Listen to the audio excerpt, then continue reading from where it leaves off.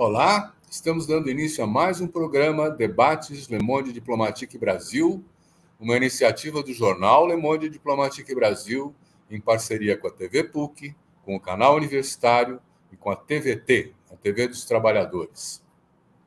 Hoje nós estamos trazendo para a nossa discussão o tema da multiplicação das armas e dos clubes de tiro na sociedade brasileira. Há um número crescente de civis que têm armas pesadas nas mãos, né? E nós estamos interessados em saber como é que é a dinâmica desse processo. Se isso está crescendo e que papel tem esses clubes de tiro hoje em dia, que também se multiplicam no Brasil. Para tratar desse tema, nós convidamos duas pessoas que estão estudando e estão envolvidas com essa temática há algum tempo. Eu quero apresentar para vocês o Roberto Uchoa. O Roberto Uchoa é policial federal, é sociólogo, é mestre em Sociologia Política pela Universidade Estadual do Norte Fluminense, Darcy Ribeiro, especializado em Gestão de Segurança Pública, foi chefe do Sistema Nacional de Armas da Polícia Federal no Norte e Noroeste Fluminense, é pesquisador do Núcleo Cidade, Cultura e Conflito da Universidade Estadual do Norte Fluminense, associado ao Fórum Brasileiro de Segurança Pública, e lançou o ano passado seu primeiro livro, Armas para Quem? A Busca por Armas de Fogo. Muito obrigado, Roberto, por estar aqui com a gente. É um prazer poder contar com você nessa conversa. Quero também apresentar para vocês Lenin Pires. Lenin é antropólogo, é doutor em antropologia pela Universidade Federal Fluminense. Ele atua como professor permanente dos programas de pós-graduação em Antropologia, Justiça e Segurança, Sociologia e Direito, todos na Universidade Federal Fluminense. É pesquisador e foi diretor do Instituto de Estudos Comparados em Administração de Conflitos. Muito obrigado também, Lina, por estar com a gente aqui. É ótimo poder contar com vocês dois nesse papo. Um papo, aliás, que preocupa, né? Quer dizer, armas pesadas nas mãos de civis. Roberto, você pode contar para a gente a extensão desse volume de armas e por que a população civil está comprando armas assim? Primeiro, agradecer o convite, Silvio.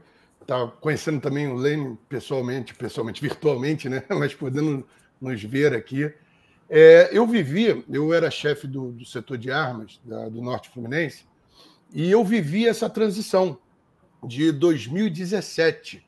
Ela começa em 2017, antes da chegada do Bolsonaro ao poder, quando, ainda no governo Temer, é criada uma coisa chamada porte de trânsito. O que é isso?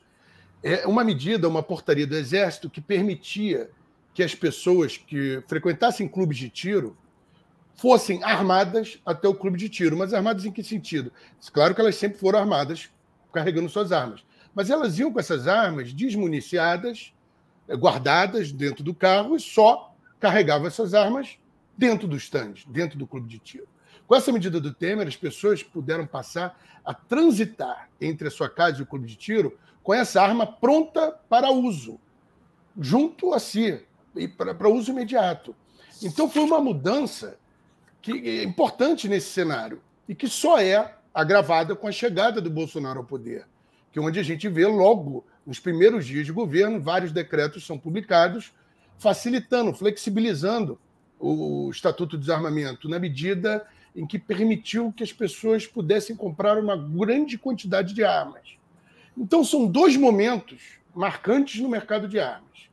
Essa medida do Temer, que muda o cenário na questão do tiro desportivo, dos clubes de tiro, e a gente, na conversa, vai poder falar um pouco mais sobre isso, como essa expansão de clubes de tiro tem sido uma coisa impressionante no país, e a questão das armas para defesa pessoal. Para quem está nos assistindo, o telespectador entender, nós temos hoje no país dois sistemas de armas. Nós temos o sistema da Polícia Federal, chamado SINARME, que regula as armas que são adquiridas para defesa pessoal. É onde eu trabalhei. E você tem um sistema chamado SIGMA, do Exército, que é onde regula os atiradores desportivos. Conforme você falou na entrada, houve um crescimento impressionante no número de armas. E esse crescimento foi nos dois sistemas. tanto no Sinarme quanto para o Sigma. As pessoas estão comprando muito mais armas de fogo para a defesa pessoal e também para esses clubes de tiro.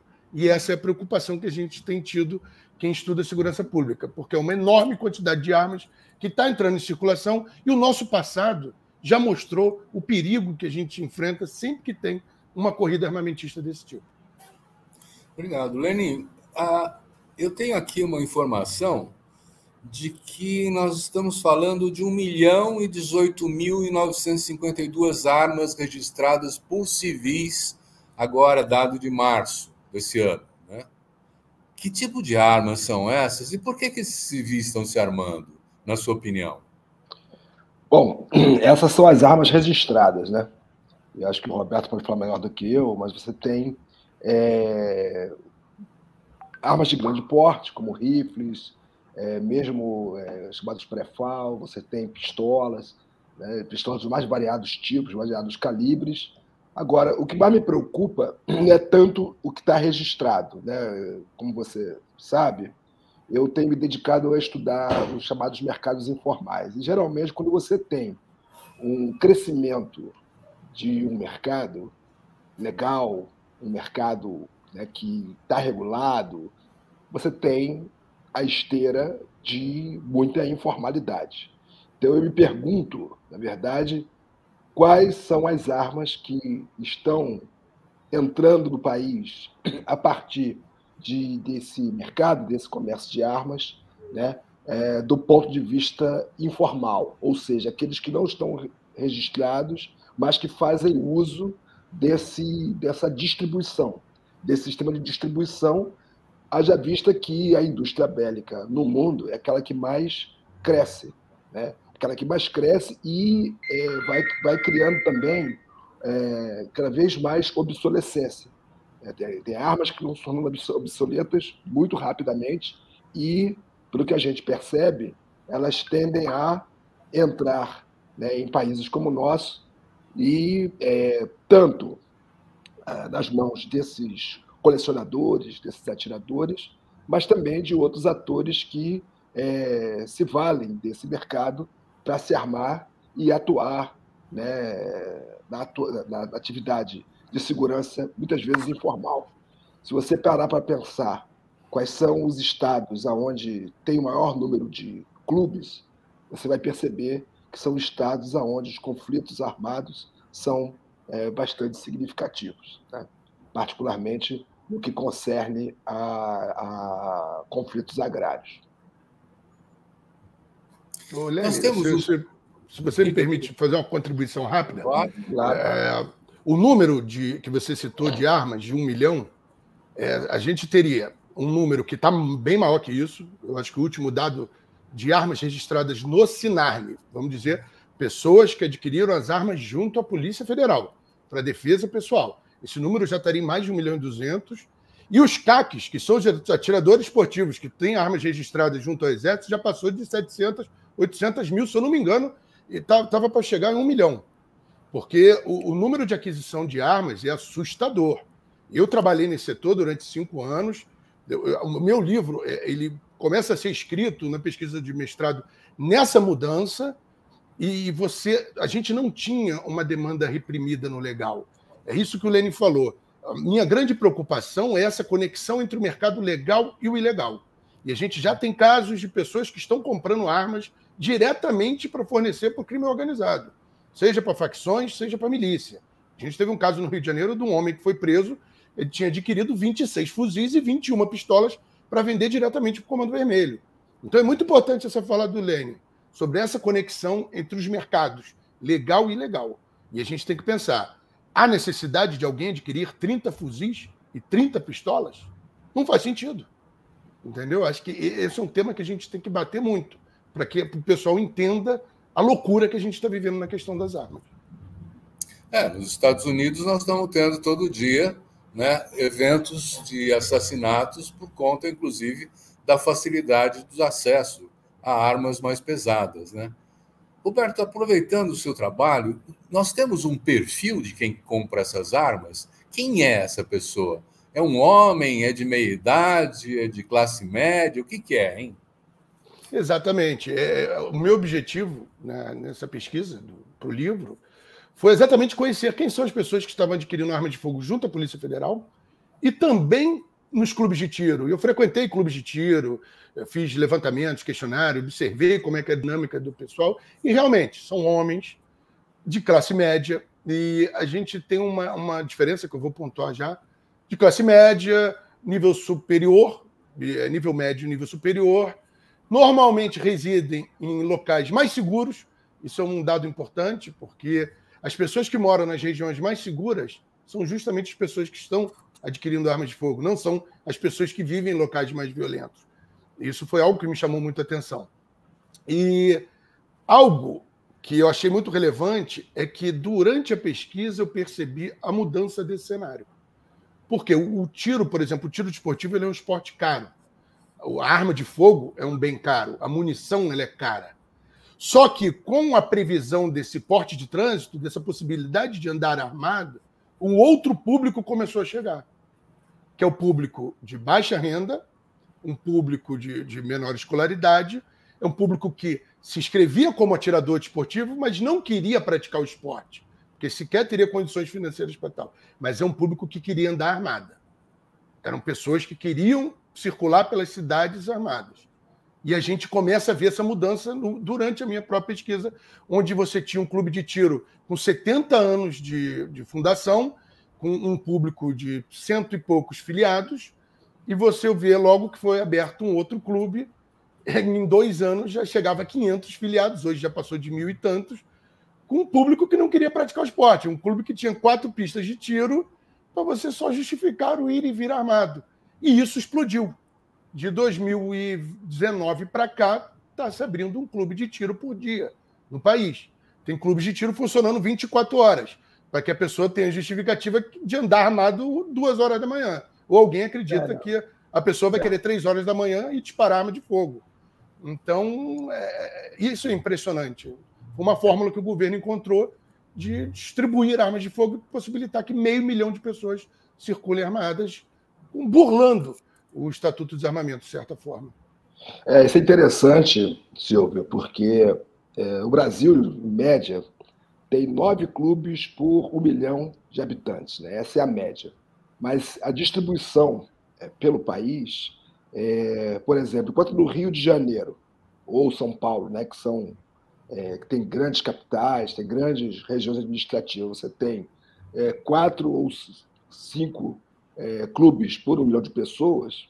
Em Santa Catarina, Rondônia, Rio Grande do Sul, nós estamos falando de 30 clubes por 1 milhão de pessoas, 27, 20, ou seja, você tem uma concentração desse tipo de aparato, né, em lugares onde igualmente se percebe muito pouca tolerância para com a diferença. Né? São lugares onde esse discurso de intolerância, particularmente para com pobres, particularmente para com negros, né? Tanto do ponto de vista da política, mas também do ponto de vista da atuação do judiciário, né? Você percebe, e me parece que esse tipo de aparato possibilita ampliar aquilo que a gente entende por obstrução discursiva, né? Que tanto você percebe no âmbito do judiciário, mas me parece que no momento que você busca uma arma, você realmente está, de certa forma, buscando indicar que está apto ou está interessado em colocar termo a qualquer discussão, a qualquer dialogia para com a diferença. É muito preocupante isso que a gente está vivendo no país. Olha, nós temos aqui um registro de 1.941 clubes de tiros nesse momento no Brasil. É um dado do Poder 360, né? Um site aí. Eu queria entender um pouco como é que funciona. Roberto, você tinha dito que o clube se mantendo aberto justifica a circulação das pessoas armadas e com as armas municiadas já, né? Quer dizer, esses clubes de tiro, eles servem para quê? Eles agregam gente? Eles têm atividades coletivas? Como é que é? Realmente, os clubes de tiro mais antigos, que foram fundados para a prática do esporte. A gente tem que diferenciar, Silvio, porque houve uma abertura em série de clubes de tiro que a gente sabe que não tem a finalidade da prática do esporte, porque não tem sequer estrutura adequada para isso. Eu vou, por exemplo, te citar 2 de campos que eu frequentei bastante. Um é grande, espaçoso, você tem vários estandes, você tem espaço para tiro ao prato, que é aquela coisa tradicional de se lançar o prato e você tentar acertar. Você tem estrutura de convivência, você tem sala de troféus, você tem registro de competições, você tem isso tudo. Enquanto o outro, você tinha 4 pistas apertadas, com espaço mínimo, fechado, que você vê que quem quiser dar tiro realmente vai lá e vai disparar arma de fogo. Mas você vê que não é um ambiente para congregar, onde as pessoas vão frequentar, onde as pessoas passaram o dia, por exemplo, conforme o outro clube. E essa diferença na pesquisa, no trabalho de campo, ficou muito evidente. Enquanto esse clube mais tradicional, as pessoas iam, levavam famílias, passavam o dia inteiro lá. A pessoa praticava esporte, fazia um churrasco, batia um papo, você tinha uma convivência social ali. O outro, você via que não. As pessoas iam lá, davam um disparo, 2 disparos, assinavam um livro e iam embora. Por que assinar o livro? Porque a pessoa, para ser tirador desportivo, ela precisa comprovar uma frequência aos clubes de tiro para manter o seu registro. Então, essa é a chave do negócio. Você precisa da existência do clube para você manter aquele seu registro com a arma de atirador. E você precisa que tenha vários clubes em diversos locais para que você possa justificar a sua circulação armada. Porque se você, por exemplo, eu estou aqui, eu só tenho registro num clube de tiro que é 20 quilômetros daqui, eu só posso circular armado em tese entre a minha residência, esse clube de tiro e a residência. Agora, eu sou registrado em 6 clubes de tiro ao redor do meu estado. Quando eu for parado pela polícia, eu posso dizer que eu estou no Rio de Janeiro, indo para Búzios, para participar, para dar uns tiros naquele clube de tiro de Búzios, ou ir para Campos, ou ir para o clube de tiro de São Paulo. Então, você consegue justificar, em tese, legalmente, essa circulação armada. E isso tem incentivado essa corrida por abertura de clube de tiro.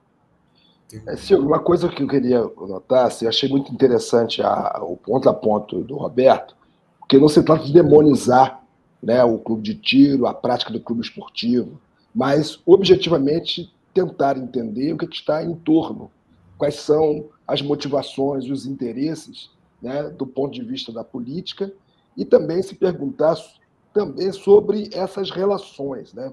Eu quero lembrar para vocês que, dentro dos acontecimentos mais recentes, há o registro de que no Clube de Tiro em Santa Catarina, o filho do presidente, os filhos do presidente, né, tinham o hábito de participar, de frequentar e tudo mais, como também o Adélio Bispo, né? Até hoje é um aspecto pouco discutido, mas assim, o que faz, né? O que faz essa coincidência? Uma pergunta que eu me faço, porque que tipo de relações podem ocorrer nesse lugar? Que tipo de interesses podem abrigar e que motivações podem estar para além do próprio clube de tiro, né? E eu percebo também que é um ambiente extremamente masculinizado, né? Onde, de certa forma, a estética que está ali presente é uma estética, né, de proclamar, né, a masculinidade como valor, por um lado, né, inclusive com objetos que são fálicos na sua conformação, mas, sobretudo, esse ambiente, essa sociabilidade masculina, né, que é, de certa forma, responsável por esses processos conflituosos que muitas vezes derivam em delitos, assassinatos, homicídios, feminicídios, né? Eu acho que é interessante a gente pensar que essa masculinidade tóxica também tem nesses lugares espécie assim, de santuários, né? E que merece uma reflexão da nossa parte. E, Lene, desculpa. Lene, confirma, isso fica confirmado quando no levantamento que eu fiz, apenas 2% das pessoas que adquiriram armas de fogo junto à Polícia Federal, no período que eu analisei, 2017 e 2018, foram mulheres. Somente 2%. E na frequência ao clube de tiro, somente 10% dos frequentadores eram mulheres e normalmente esposas ou filhas. não houve nenhuma mulher que foi lá sozinha para a prática do tiro desportivo. Estava sempre vinculada à presença de um homem. E isso confirma o que você fala. É um ambiente altamente masculinizado e altamente conservador também. Eu deixei de citar esse ponto. Há um conservadorismo impressionante nesses clubes de tiro e que até você entende Como esse é que apoio você que eles percebe têm. isso, Roberto?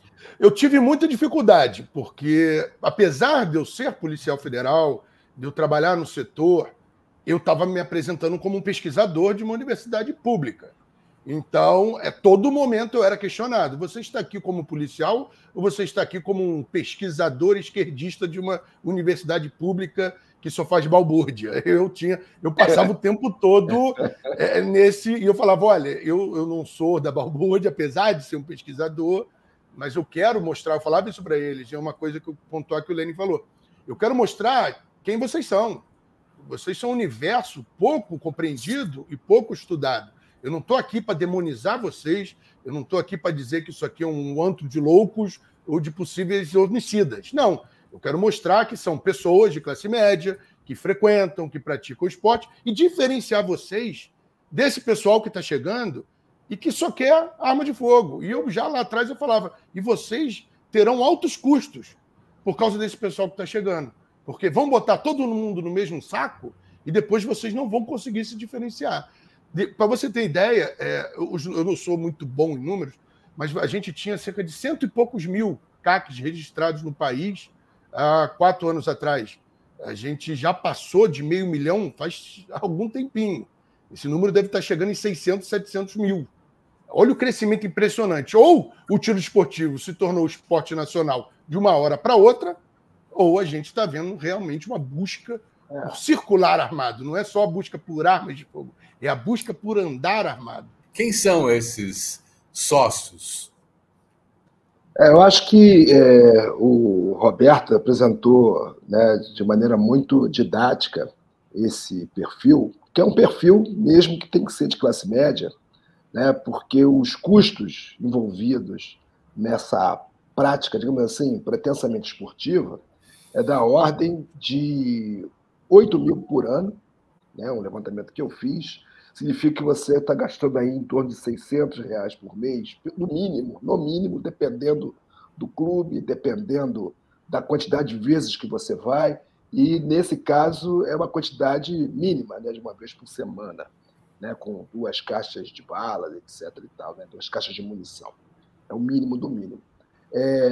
Com relação àquela questão que você fez sobre se eles seriam policiais aposentados, é muito possível, até por conta daquilo que a gente chamou a atenção, da sociabilidade, né? Em geral, esses profissionais são muito mal tratados pelas suas instituições. É uma realidade pouco conhecida do público. Muitas vezes nós demonizamos os policiais, militares, civis, federais menos, né? Mas o fato é que esses profissionais são muito maltratados pelas instituições, são muito mal remunerados, são castigados muitas vezes por imperfeições da instituição, então o que lhes resta é a corporação, ou seja, as relações entre os companheiros, relações de lealdade, para poder lidar, por um lado, né, com essas instituições que lhes punem, com muito pouca tolerância por parte dos setores do judiciário e, por outro lado, com uma sociedade desigual, né, muito desigual, que quer prestações de serviços cada vez menos igualitária, né, apontando para que a polícia esteja ali garantindo os seus privilégios. Me parece que um lugar como o Clube de Armas, que eu chamei a atenção, é um lugar masculinizado, aonde existem jovens, existem homens de meia idade, pessoas com algum recurso. É um ambiente de sociabilidade, é um ambiente, inclusive, de rememorar os melhores momentos de uma carreira profissional, né? Agora, tem esse problema, né?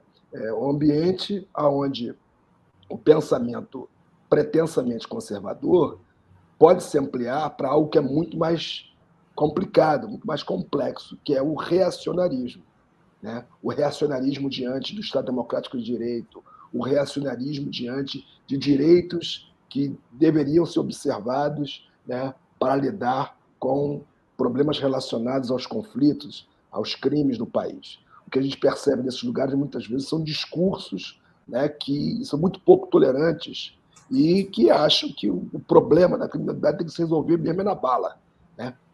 Parte de uma lógica discursiva, né, e, como a gente pode perceber, a partir de dados disponíveis, muitas vezes sai do discurso para a prática. Roberto, nós temos mais de 500 mil CACs, né? É mais do que o que tem o Exército na ativa, as Forças Armadas, é mais que a somatória das polícias militares dos estados, né? E muda a cabeça das pessoas quando anda com uma arma de porte na mão, né? Quer dizer, você tem algum temor de que esse pessoal armado possa articular alguma iniciativa? Vamos lá. A gente tem uma coisa que é ainda mais impressionante, Silvio, que não é só a questão de a gente ter um aumento no número de pessoas e um aumento no número de armas. O tipo de armas que passou a ser permitido desde que o Bolsonaro assumiu também é um agravante. A gente está falando, por exemplo, você tinha uma limitação de calibre de armas que poderiam ser adquiridas. Hoje, os atiradores e as pessoas que querem arma para defesa pessoal já podem comprar armas que antes eram restritas. As polícias, as Forças Armadas, como revólveres de calibre, pistolas de calibre 45, 9mm. E, para os CACs, passou a ser permitido a aquisição de fuzis semiautomáticos. A gente está falando, Silvio, não são só em pessoas circulando com uma pistola ou com um revólver. A gente está falando que pessoas que podem estar levando dentro do seu carro fuzis. E o número de fuzis vendidos, que se encontra esse número no próprio site da Taurus, que é praticamente a única empresa que é um monopólio dentro do Brasil, a Taurus vendeu até fevereiro de 2022 quase 60 mil fuzis. A gente está falando em armas que não são feitas para defesa pessoal. Ninguém porta um fuzil para se defender. Entendeu? São armas de ataque. Claro, alguns vão dizer que vão usar para o tiro desportivo. Tudo bem, para a prática do esporte. Mas pessoas estão comprando 10, 12 fuzis. A gente teve caso de um conhecido defensor do armamento, um armamentista famoso, falar numa live que ele estava comprando 15 guarda-chuvas, enquanto a legislação permitia. A gente está falando isso aí, gíria para comprar fuzis. A gente tem um mercado desse tipo de arma impressionante. E a gente tem um projeto de lei que está em discussão, já foi aprovado na Câmara, está em discussão no Senado Federal, que pretende mudar o Estatuto de Desarmamento, que é horripilante. Inclusive, eu estou auxiliando a frente parlamentar que foi criada pelo controle das armas, justamente para evitar a aprovação disso, que praticamente transforma o Exército em um indutor do armamento da população. Isso está previsto dentro do projeto. Quer dizer, é um desvirtuamento tão grande que eu fico preocupado. E isso também é muito culpa do STF, que não coloca em julgamento a decisão com relação aos decretos Bolsonaro, que fica só com uma decisão liminar da ministra Rosa Weber, que suspende somente parte. Enquanto isso, a festa das armas está acontecendo.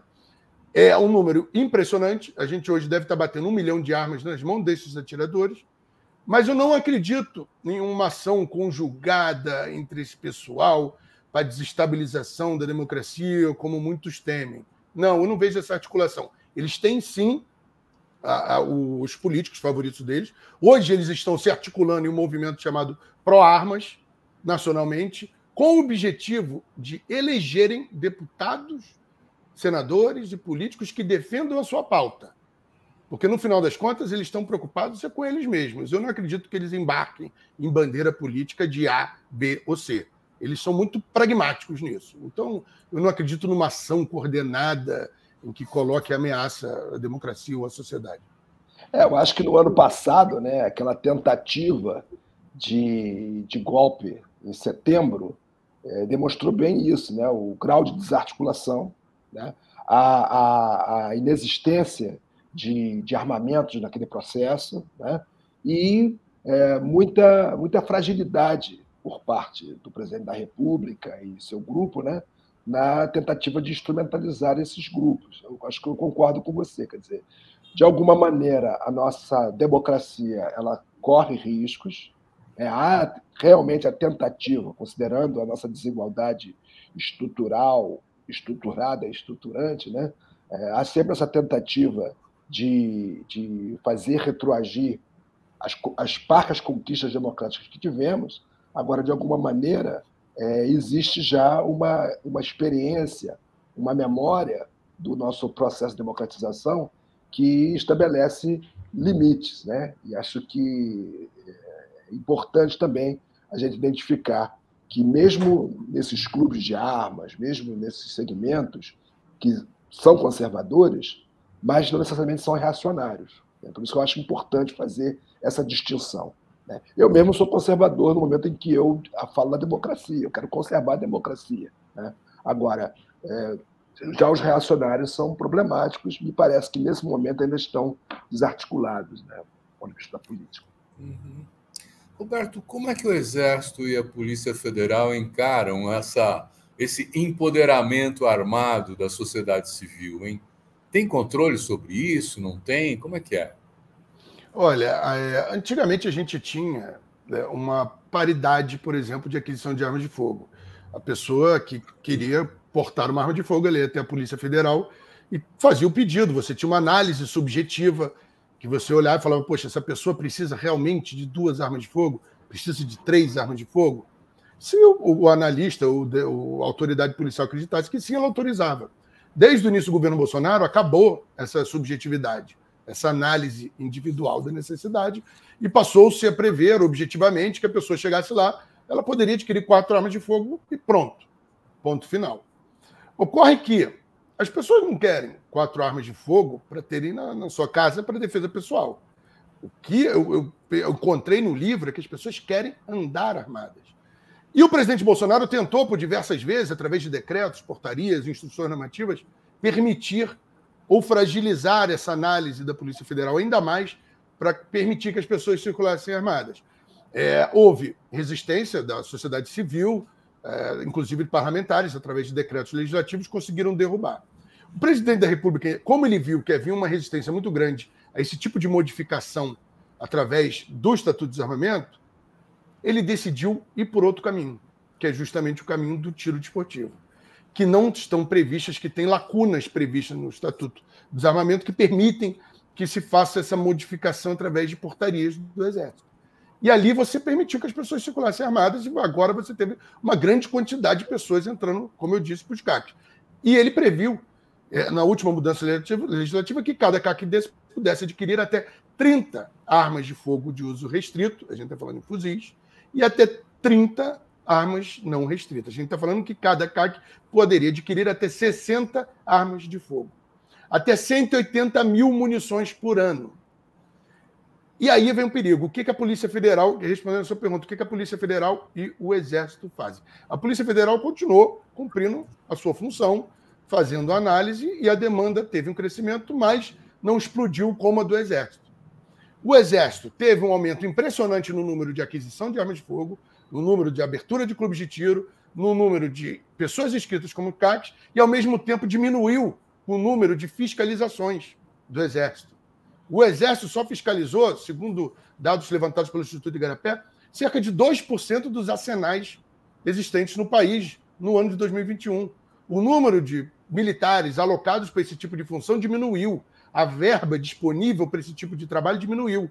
Então, o grande problema que a gente tem hoje é esse. A gente tem uma explosão no número de armas de fogo, número de arsenais nas mãos das pessoas. A gente tem um aumento impressionante no número de pessoas, no número de tiros, e a fiscalização está indo justamente em sentido contrário. Então, a gente tem um mercado com mais armas, mais fragilizado, menos controlado, e aí é que acontece aquilo que eu e Lênin falamos anteriormente. A conexão entre os mercados legal e ilegal passa a ser uma forma de determinados grupos criminosos acessarem armamentos de forma mais barata. Eu acho que a gente tem que abordar isso, porque você adquirir um fuzil no mercado exterior, ele custa 50, 60 mil reais. Ele tem que entrar pela via marítima, aérea ou terrestre. Você passa por fiscalizações, a perda é prevista nesse custo. Hoje, um fuzil no mercado interno é comprado por um CAC por cerca de R$20 mil. Você não precisa atravessar uma fronteira, você não precisa fazer nada, você pode usar um laranja. Entendeu? Esse é o perigo. Essa é a dinâmica. E sem falar munições. Munições como e ainda é dividido em 10 prestações. Né? Não, 10 prestações. Eu tenho exemplo, tenho um caso que vai ser conhecido já de uma pessoa que está produzindo um documentário, que ela comprou um fuzil pelo WhatsApp. Chegou pelo correio na casa dela, ela nunca pegou no fuzil. Nossa. É loucura. Pois é, isso é muito grave, porque a gente sabe, pelas pesquisas que a gente faz, que o mercado de drogas e armas eles estão, né, de certa forma, vinculados, e o mercado de armas no Rio de Janeiro ele é provido muitas vezes por agentes de segurança pública, né, que armam em situação de desvio, né, agentes de segurança pública em situação de desvio. Muitas vezes eles armam criminosos e agora o que a gente está percebendo é que há a possibilidade de concorrência, ou seja, mais gente oferecendo armas, né, para esse universo, onde, inclusive, é muito comum o aluguel de fuzis, né, o aluguel por semana de fuzis. Então, você tem a possibilidade de um incremento de conflitos a partir dessas armas, isso pensando nas regiões, né, urbanas. Quando a gente pensa nas dinâmicas do campo, as motivações são outras e as possibilidades são outras, ou quando você pensa setores profissionais menos abastados, como, por exemplo, seguranças de supermercado, seguranças de maneira geral, né, que com essa descrição que o Roberto nos apresentou, de que as pessoas podem transitar pela cidade a partir da vinculação a mais de um clube de tiros, você tem uma população armada e pretensamente, supostamente empoderada, né? E não por acaso a gente percebe um aumento, né, de disparos, de ferimentos ou mesmo de homicídios envolvendo atores desse quilate. Então, Lenin, nós temos acompanhado, quer dizer, primeiro tem as manifestações, vamos dizer assim, do crime organizado mesmo, né? Quer dizer, esses grupos fortemente armados que invadem uma cidade, assaltam bancos, tocam fogo em caminhões para impedir o acesso da polícia, tal. Esses estão carregando armamento pesado, né? Além deles, a gente tem, por exemplo, garimpeiros no Xingu que vão atirar nas comunidades indígenas, né?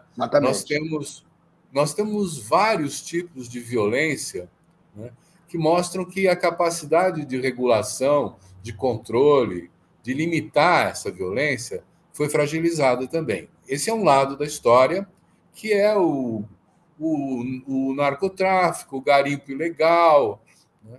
Mas nós não estamos falando aí das milícias. Eu entendo que não, né? Quer dizer, as milícias como essas que controlam metade do Rio de Janeiro, elas também estão armadas, né? E aí nós temos essa fluidez de circulação entre os militares aposentados e da ativa, os policiais aposentados e da ativa. Exato. Quer dizer, tem esse lado também. Mas a minha pergunta vai no sentido do grupo fascista mesmo, né? Quer dizer, nós temos hoje uns 18% da população brasileira que é identificada como fascista. São mais de 20 milhões de pessoas. Esse pessoal também está comprando arma? Nós podemos esperar algum tipo de reação aos apelos que o presidente está fazendo ao cidadão de bem, que armado pode defender o seu governo, a liberdade e a democracia? Olha, esses segmentos certamente estão se armando, até pelas facilidades que estão colocadas, né?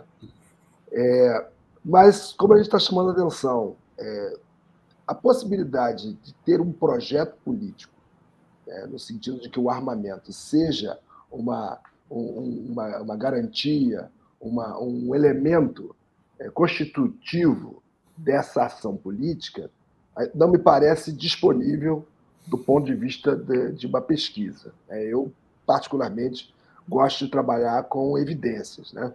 Então, qualquer ilação nessa direção, eu quero me esquivar. O que sim eu percebo é que esses segmentos, esses setores, no momento que se armam. E, em variadas situações, eles podem fazer uso do armamento para infringir dignidades individuais, pessoais, dependendo das circunstâncias, dependendo do lugar, né? Dependendo de contra quem eles estão se surgindo, até porque são setores que estão atentos ao nosso padrão de desigualdade. Uma coisa é matar um mendigo, outra coisa é matar um professor universitário, né? Uma coisa é matar um favelado, outra coisa é atirar num morador nos Jardins Paulistas, no Leblon, no Rio de Janeiro, né? Ou nos lugares mais bem quinhoados de Porto Alegre, Santa Catarina, né? Ou seja, esses segmentos, eles têm, por assim dizer, um discurso um tanto quanto dúbio, né? Eles são pretensamente contra o Estado, né? O Estado liberal, mas são muito ciosos da ação do Estado enquanto força repressiva e temem essa força repressiva contra eles mesmos. Então, a busca sempre será se aproximar de setores empoderados, policiais militares, policiais civis, eventualmente pessoas das Forças Armadas, né? E constituir grupos, matilhas locais para ação que, inclusive, busque invisibilizar, né, esses indivíduos, né? Ou seja, são covardes desse ponto de vista. Isso é uma certa semelhança com um processo que aconteceu na Colômbia, né? Quer dizer, de difusão, vamos dizer assim, de grupos armados na sociedade e tal. Roberto, então, os serviços de inteligência estão monitorando esses clubes de tiro, estão monitorando essa gente armada ou não?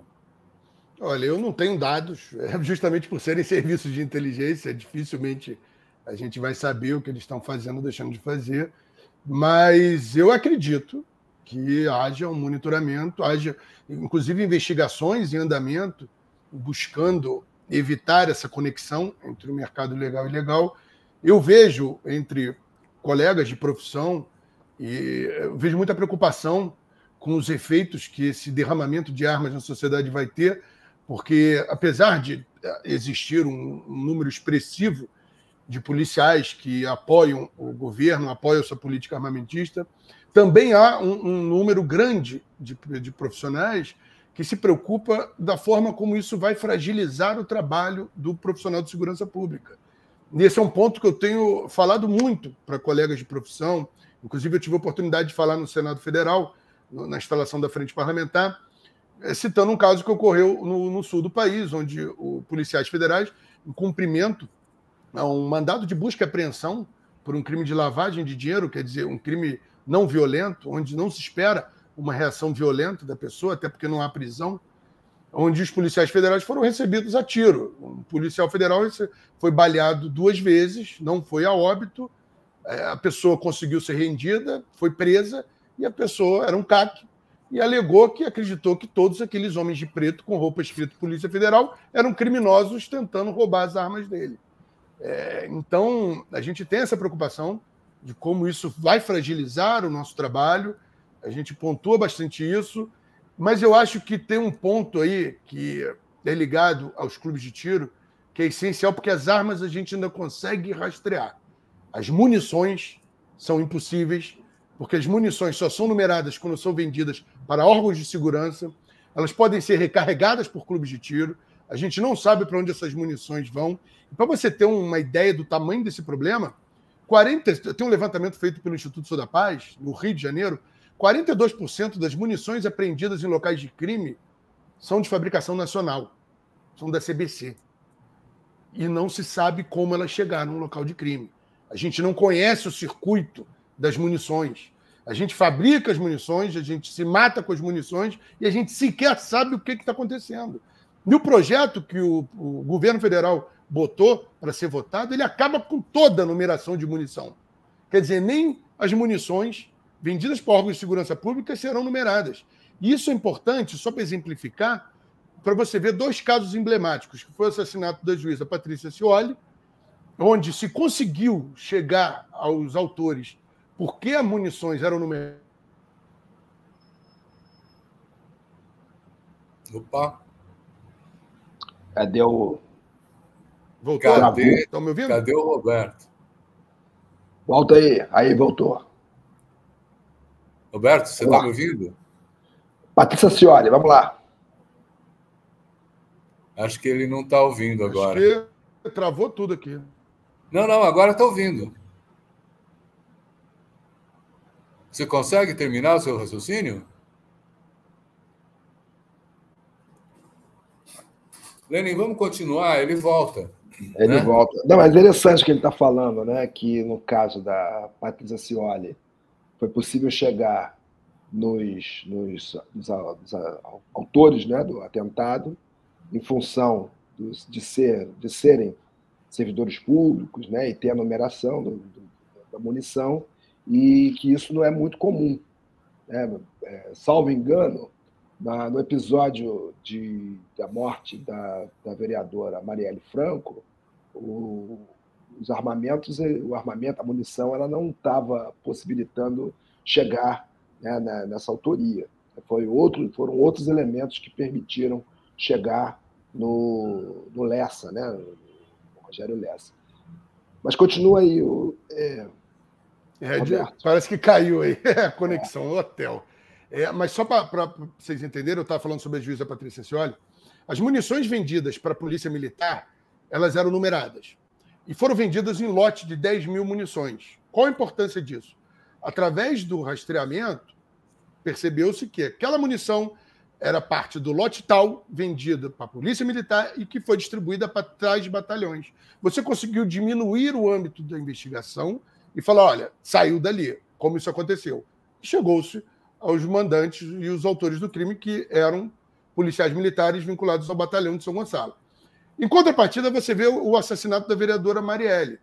A munição foi comprada pela Polícia Federal, mas dentro de um lote de 2,5 milhões de munições, que foi distribuída para todo o país. Você não tem como diminuir, você não tem como ter um controle sobre isso. Onde foi desviado? O que aconteceu? Como chegou nas mãos dos criminosos? E esse lote específico, ele foi desviado e foi usado em vários crimes pelo país. Então, essa é a importância da gente ter um controle, um rastreio das munições, para evitar os desvios que acontecem, como o próprio Lenin pontuou anteriormente. A gente tem servidores da área de segurança pública que, infelizmente, cometem esse tipo de crime, desviam para criminosos munições e armamento, mas a gente também tem que saber se está havendo desvio nas lojas, no comércio, no clube de tiro, ou até mesmo na indústria. E tem um dado também que é muito, muito interessante e apavorante ao mesmo tempo, é que a gente tem uma das maiores indústrias armamentistas do mundo. O Brasil hoje ele é o terceiro maior exportador de armas leves do mundo. A gente só está atrás dos Estados Unidos e da Itália.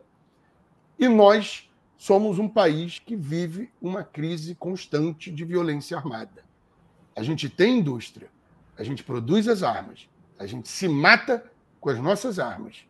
E a gente não quer controlar, não quer conhecer esse circuito, a gente quer fragilizar ainda mais o controle sobre isso. É algo a se pensar, sabe? Eu acho que é um problema nosso. Ao invés da gente ficar pensando no que os outros países estão fazendo conosco, estão facilitando a entrada de armas aqui ou não, a gente primeiro tem que resolver os nossos próprios problemas. Eles estão aqui. É o descontrole, é o lobby constante, e a gente vai ter que enfrentar esse desafio. Então, eu quero agora dizer para vocês que está chegando ao final o nosso papo. É um papo rápido, é um papo interessante. Eu queria deixar 1 minuto para cada um de vocês, né? Pensando assim, o futuro, qual é a proposta, a principal proposta que vocês têm em relação a essa situação que nós estamos discutindo? Lenin, você quer começar? Tudo bem, quero finalizar agradecendo a oportunidade. Tive aqui a oportunidade de ouvir o Roberto, conhecê-lo e aprender um monte de coisa, foi muito legal. E olha, estamos falando sobre inteligência, né? Sobre a atuação das polícias. Olha, eu diria que existe, né, uma esfera da inteligência institucional, mas que ela é essencialmente corporativa, né? Voltada para os interesses da corporação e lidar com um alcance muito limitado dessas informações, muitas vezes para resolver problemas e não ter uma visão sistêmica, não para contribuir né, com informações sistêmicas para o conjunto das agências de segurança. Existe muita disputa, né, entre as agências policiais, de maneira que não se compartilha informação. Eu acredito que o caminho que a gente tem é de compreender esse fenômeno e transformar isso em um valor dentro dessas corporações, dessas instituições, no sentido de ter um controle efetivo, né? Um controle efetivo e, do ponto de vista da legislação, suspender essa loucura que o Roberto chamou a atenção, né? Nos instruiu aqui acerca do que foi feito em nome dos clubes de tiros, do tiro esportivo, né? E que, de certa forma, está fragilizando o nosso espaço público e trazendo riscos para as relações sociais de conjunto. Roberto, sua palavra.